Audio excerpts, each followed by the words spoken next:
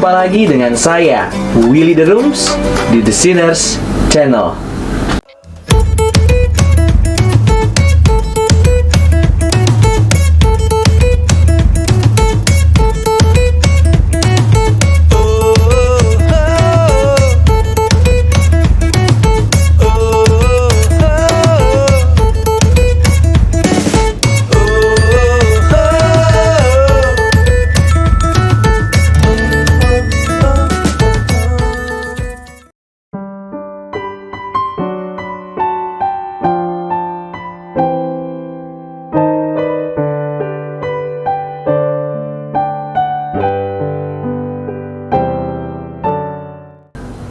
Apakah perbedaan antara orang tersesat yang sadar bahwa dirinya tersesat dengan orang tersesat yang tidak sadar bahwa dirinya sedang tersesat?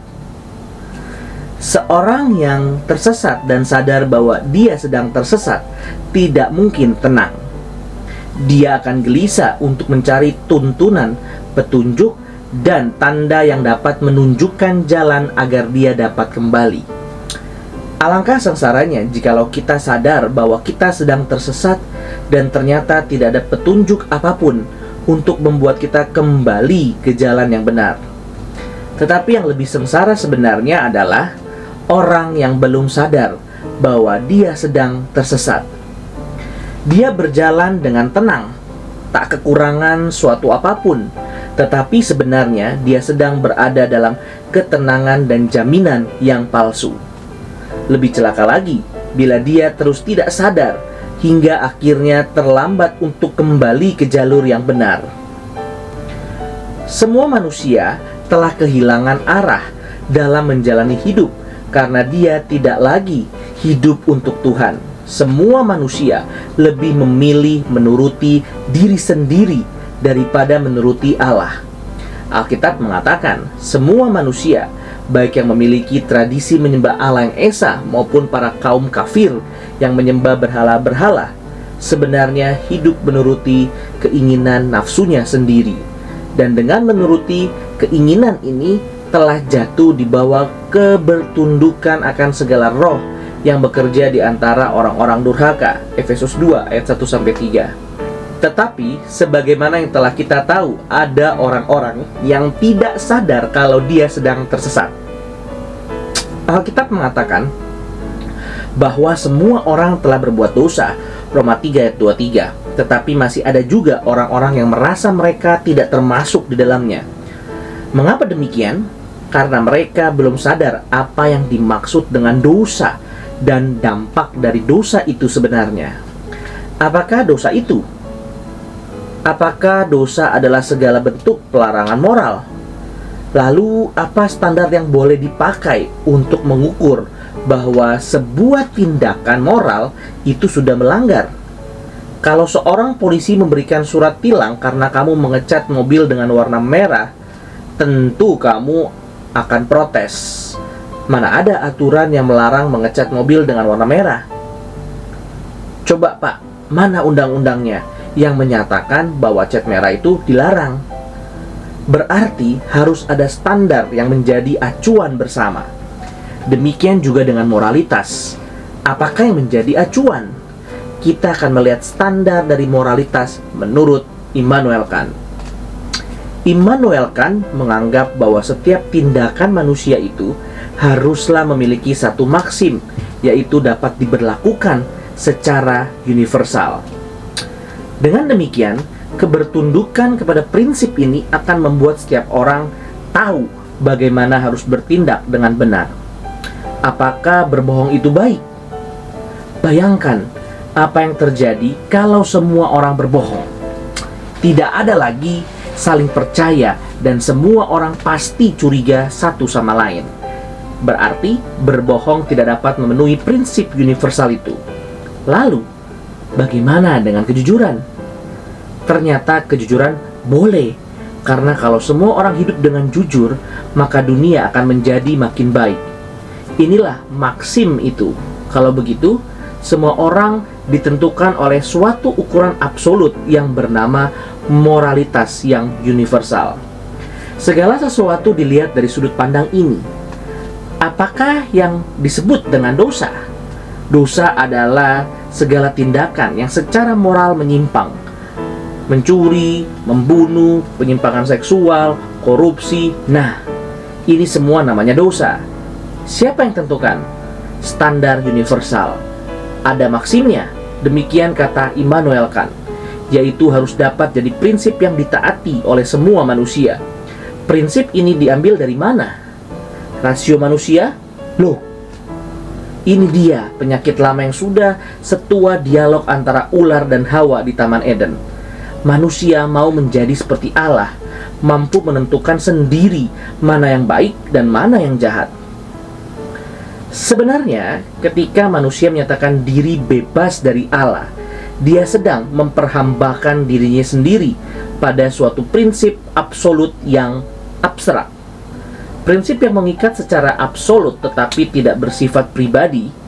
Van Til mengatakan ini dengan istilah absolute non-personal God. Kita pikir yang namanya God itu harus tinggal di kuil, diberi sesajen, disembah pakai asap-asap segala, dan pemujaannya berteriak-teriak. Baal, we cry to thee. Tetapi tidak. Prinsip yang mengikat secara absolut yang menggantikan Allah sebagai pengatur hidup manusia juga adalah tanda kutip God yang tidak perlu bersemayam di kuil buatan tangan manusia. Apa itu God itu? Dia adalah suatu prinsip. Prinsip apa? Prinsip yang mengikat secara absolut. Tetapi sekarang, zaman postmodern, tidak ada yang absolut. Baik, berarti prinsip absolutmu adalah tidak ada yang absolut. Dan tidak ada yang absolut. Inilah tanda kutip Godmu, Tuhanmu. Manusia memang harus menyembah sesuatu. Tidak bisa tidak. Coba pikirkan betapa liciknya ular. Dia berkata, yuk makan buah ini, nanti kamu jadi seperti Allah, tahu mana yang baik dan mana yang jahat. Tetapi dia lupa menjelaskan bahwa kalau manusia makan buah ini, dia akan menyembah prinsip-prinsip yang walaupun bukan Allah, tetapi mengikat dan menundukkan mereka secara absolut. Ketika manusia ditundukkan oleh sesuatu yang non-personal, akan ada 3 kemalangan yang menimpa mereka. Yang pertama adalah manusia menjadi seteru dari Allah yang personal dan juga absolut. Allah berkata bahwa dia akan membinasakan setiap orang yang telah menolak dia dengan menggantikan dia dengan Allah lain. Keluaran 20 ayat 3 dan Yeremia 15 ayat 6. Yang kedua adalah manusia direndahkan martabatnya sebagai gambar dan rupa Allah. Kalau manusia adalah imago Dei, masakan manusia ditundukkan di bawah suatu prinsip-prinsip yang bukan Allah? Kalau memang manusia bersifat personal, mengapa dia harus tunduk kepada sesuatu aturan absolut yang non-personal? Mengapa dia harus menaklukkan diri kepada sesuatu yang tidak bersifat pribadi? Bukankah yang personal lebih besar dari yang non-personal? Lalu, kemalangan yang ketiga adalah sesuatu yang bersifat absolut tetapi non-personal. Tidak mungkin memiliki tujuan yang benar bagi hidup manusia. Coba tanya Immanuel Kant, apa tujuan dari bertindak sesuai ketentuan moral? Kant akan menjawab, lakukanlah sesuatu karena sesuatu itu baik pada dirinya sendiri. Jangan mencuri. Mengapa? Karena itulah yang baik. Baik pada dirinya sendiri, bukan baik pada tujuan yang dapat dicapainya. Tetapi kalau terus didesak, paling banter jawaban yang dapat diberikan adalah demi tercapainya suatu kualitas hidup yang lebih baik, yaitu hidup yang bermoral, yang bebas dari perang dan kebodohan. Lalu, untuk apa hidup bermoral yang bebas dari perang dan kebodohan? Tidak tahu. Karena prinsip non-personal ini tidak mungkin menjadi tujuan hidup kita. Bukankah aneh kalau ada seseorang yang berkata, tujuan hidup manusia adalah untuk memuliakan moralitas dan menikmati dia selama-lamanya. Beberapa dari kita mungkin tertawa dengan prinsip mengabsolutkan moral seperti yang dilakukan oleh Immanuel Kant, tetapi saya hanya mengambil ini sebagai contoh. Bagaimana kalau kata moral diganti dengan uang? Nah, mungkin lebih dekat dengan kehidupan kita sehari-hari ya. Tujuan hidup manusia adalah memuliakan uang dan menikmati dia selama-lamanya. Terdengar lucu? Lucu ya? Bagaimana suatu prinsip yang kita jalani dalam hidup terdengar begitu aneh ketika dirumuskan seperti ini. Tetapi ini yang terjadi. Ketika prinsip-prinsip non-personal menjadi absolut, dia tidak akan menawarkan tujuan apapun bagi hidup manusia, dan itu membuat manusia berjalan dalam suatu lostness yang dia sendiri tidak sadari. Apapun di luar Tuhan yang mengatur hidup saudara secara absolut pasti akan membuat saudara tersesat dalam menjalani hidup ini. Pendeta Sucipto Subeno pernah berkhotbah dalam suatu dialog yang lucu yang kira-kira sama seperti demikian. Untuk apa sekolah baik-baik? Supaya dapat kerjaan yang baik. Untuk apa kerjaan yang baik? Supaya dapat uang yang banyak. Untuk apa uang yang banyak? Biaya sekolah anak, supaya dapat pendidikan yang baik. Untuk apa anak dapat pendidikan yang baik? Supaya dia dapat kerjaan yang baik. Untuk apa dia dapat kerjaan yang baik? Supaya dapat uang yang banyak. Untuk apa uang yang banyak? Biaya sekolah anaknya supaya dapat pendidikan yang baik. Perlu diteruskan? Kalau diteruskan pasti akan sangat panjang sekali. Lucu sekali bagaimana manusia tersesat tanpa sadar mereka sedang tersesat. Lucu sekali bagaimana hidup menjadi sedemikian tidak berharganya, tetapi kita masih bisa sombong dan menganggap kita hebat. Lucu sekali karena kita mencari sesuatu yang tidak berharga dengan mengkorbankan waktu, tenaga, bahkan hidup yang sudah Tuhan karuniakan kepada kita, dan kita malah bangga karenanya. Apa sih yang saudara cari dalam hidup? Siapa yang tentukan sasaran itu? Tuhankah? Atau suatu prinsip absolut non-personal? Mungkin kita akan terus menjalani hidup dengan prinsip dan sasaran yang salah.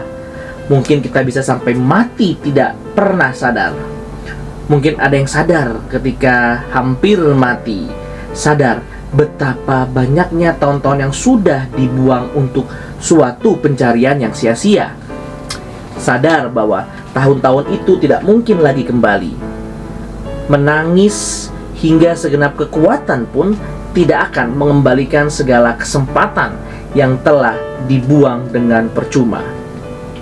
Berbahagialah orang yang tersadar dengan segera bahwa dia sedang tersesat. Biarlah orang tersebut menjadi gelisah dan dengan anugerah Tuhan disadarkan untuk membuang segala ala-ala palsu yang telah menuntun dia dalam kesesatan.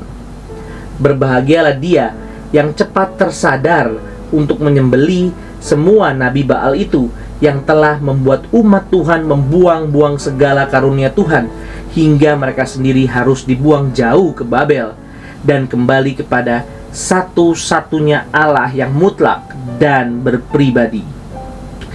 Ketersesatan manusia hanya dapat teratasi ketika seseorang tahu siapa penciptanya. Dalam tulisannya The End for Which God Created the World, Jonathan Edwards yang lahir 20 tahun sebelum Immanuel Kant lahir telah memiliki konsep yang jauh lebih jelas daripada Immanuel Kant. Jonathan Edwards mengatakan bahwa Allah menyatakan kemuliaannya dalam ciptaan, sehingga restorasi ciptaan ini untuk kembali menyatakan kemuliaannya secara makin sempurna adalah tujuan dari seluruh ciptaan ini. Zaman Jonathan Edwards adalah zaman di mana orang-orang mulai kembali mencintai Aristotle dengan konsep absolut non-personal yang dirasa begitu cocok dengan kebangkitan sains. Tetapi Jonathan Edwards memiliki suatu konsep yang berbeda. Konsep Aristotelian melihat suatu kaitan dari yang absolut sebagai yang menggerakkan segala sesuatu, tetapi yang absolut ini bahkan tidak sadar bahwa ada yang bahwa ada sesuatu yang lain di luar dirinya, karena yang absolut ini hanya memiliki kesadaran tentang dirinya sendiri. Karena yang absolut ini adalah yang paling sempurna, maka dia tidak dapat memikirkan apapun di luar dirinya sendiri. Tetapi karena dia juga adalah yang absolut, maka dia menjadi penggerak yang tidak digerakkan, unmoved mover. Wah, ini cocok sekali dengan menerangkan dari mana asal dunia ini dan mengapa bisa ada keteraturan dalam dunia tanpa harus menerima ada suatu pribadi yang absolut yang menuntut pertanggungjawaban kita. Tanpa adanya pribadi yang absolut, hanya akan ada sang unmoved mover yang tidak berdaya menuntut tanggung jawab manusia. Dengan demikian, manusia bebas menentukan tujuan hidup. Tapi justru disinilah manusia menjadi tersesat. Bagaimana mungkin tidak tersesat? Kalau yang absolut saja tidak sadar akan dunia ini, apalagi yang tidak absolut.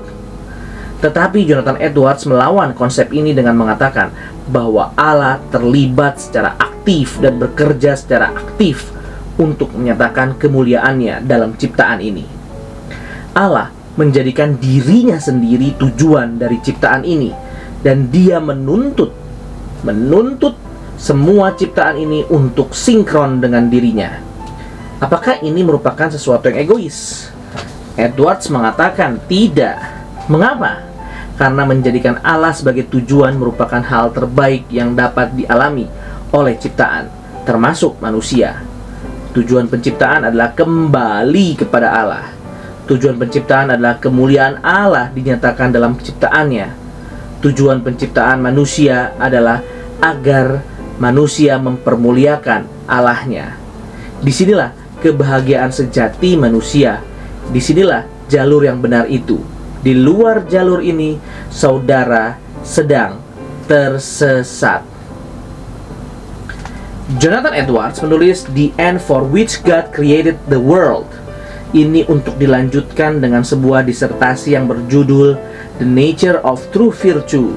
Tetapi setelah perjuangan berat membaca The End for Which God Created of the World, rasanya membaca lagi The Nature of True Virtue sangat melelahkan. Memang benar kata pengkhotbah, banyak belajar melelahkan badan. Apalagi baca dua karya ribet dari Jonathan Edwards ini. Tetapi bersyukurlah karena Jonathan Edwards adalah seorang gembala. Karena dia adalah seorang gembala, maka dia mencatat beberapa pertobatan dari jemaatnya yang sangat mengharukan. Dia mencatat 3 pertobatan ini dalam tulisannya. The Narrative of Surprising Conversions. Narasi ini menunjukkan kerendahan hati Jonathan Edwards karena ketiga pertobatan yang dianggap luar biasa ini bukanlah pertobatan dari pelayanan Edwards. Ketiga petobat baru ini mengalami perubahan hidup yang membuat kita sadar bahwa selama ini kita masih terus bermain-main dengan hidup kita di hadapan Tuhan. Kalau dalam The End for Which God Created the World, Edwards membahas secara filosofis, maka The Narrative of Surprising Conversation ini adalah contoh aplikasinya. Seorang petobat baru yang dicatat oleh Edwards di sini mengalami perubahan hidup yang luar biasa. Dia melihat apa maksudnya Allah menyatakan kemuliaannya dalam ciptaan ini. Dia dapat menikmati matahari pagi dan seluruh kejadian dalam alam semesta dan mengkaitkannya dengan betapa hebatnya Allah. Setiap kali dia bertemu dengan siapa saja, maka hatinya akan penuh dengan sukacita surga dan kerinduan untuk menceritakan tentang kasih Yesus kepada orang itu. Dia mengasihi setiap orang yang mengasihi Tuhan sehingga dia berdoa untuk setiap orang tersebut tiap-tiap hari. Hingga akhirnya dia jatuh sakit yang begitu parah, hingga untuk makan pun harus melalui selang. Dan dia mengalami sakit yang luar biasa setiap kali harus makan. Tetapi meskipun mengalami penderitaan hebat, dia berani berkata, "Kalau Tuhan mau saya dalam keadaan seperti ini selama bertahun-tahun, saya rela." selama itu menyenangkan hati Tuhan, maka biarlah hal itu terjadi. Dia meninggal karena penyakitnya itu dengan suatu kedamaian surgawi. Setiap orang yang mengenalnya tahu bahwa dahulu dia adalah orang yang gampang menggerutu dan begitu egois. Tuhan merubah dia dan memberi arah yang benar sehingga dia boleh mempermuliakan Tuhan. Ada satu kisah lagi yang saya ingin bagikan. Kisah ini adalah mengenai pendeta Amin Chung yang telah beberapa tahun lamanya sudah meninggal. Ketika itu beliau memberikan intensif course mengenai sejarah kebangunan rohani. Salah satu dari sedikit kuliah yang amat mempengaruhi saya hingga sekarang. Pagi sebelum memberikan kuliah, dia berkhotbah di chapel pagi. Ketika dia menutup dalam doa, dia begitu terharu sampai menangis. Dia berdoa dengan segenap hatinya untuk suatu kebangunan rohani boleh terjadi sekali lagi. Doa yang begitu indah dan menggetarkan. Doa yang menggerakkan saya untuk berjanji mau melanjutkan doa yang seperti itu seumur hidup saya. Saya yakin bahwa kerinduan dia untuk mendoakan terjadinya sebuah kebangunan rohani bahkan lebih besar dari kerinduannya untuk mendoakan kesembuhannya sendiri dari penyakit kanker yang dia derita. Kita melihat teladan dari orang-orang yang memiliki arah yang benar dalam hidup mereka. Mereka akan terus mengejar untuk mencapai sasaran dan rela, bahkan jika harus mengorbankan hidup mereka sendiri. Mengapa ada orang yang mencintai pekerjaan Tuhan lebih dari diri sendiri, tetapi ada juga orang yang mengabaikan Tuhan untuk kepentingan diri sendiri? Mengapa ada orang yang begitu mengagumi, mencintai, dan melayani Tuhan dengan begitu giat, tetapi ada orang yang membuang hidupnya dengan tujuan yang tidak jelas, terus mempermain-mainkan anugerah Tuhan dan hidup dalam kesia-siaan di hadapan Tuhan? Karena yang satu telah menemukan arah hidup yang sejati, sedangkan yang lain masih terus tersesat.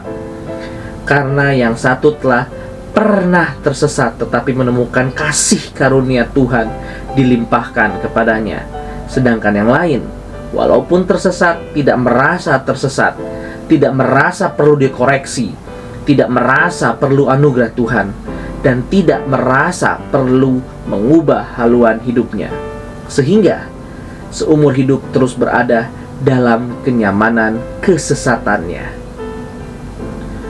Bagaimana mungkin kita berani mengatakan bahwa kita tidak tersesat, padahal hati kita jauh dari Tuhan? Kita tidak mengasihi penebus kita dengan segenap hati. Kita tidak merindukan Dia. Kita tidak merindukan firman-Nya. Kita tidak mengagumi apa yang Dia kerjakan dalam sejarah, dan kita tidak rela bayar harga untuk melayani Dia. Bahkan kita masih mau terus membuang hidup kita untuk kepentingan diri sendiri dan kenyamanan diri. Sampai kapankah kita mengabaikan Tuhan dalam hidup kita? Kiranya Tuhan memberikan kita belas kasihan-Nya untuk memelihara kita pada arah yang benar, yaitu hidup yang mencintai dan melayani Tuhan, hidup yang sepenuhnya ditujukan kepada Dia, hidup yang mengasihi, mengagumi, dan meninggikan Tuhan lebih daripada apapun. Kiranya Tuhan memberikan kekuatan kepada kita sekalian. Terima kasih. Tuhan Yesus memberkati. Puji Allah, puji Allah, puji Allah Tritunggal. Mulia-mulia bagi Allah, pemberi kurnia keselamatan.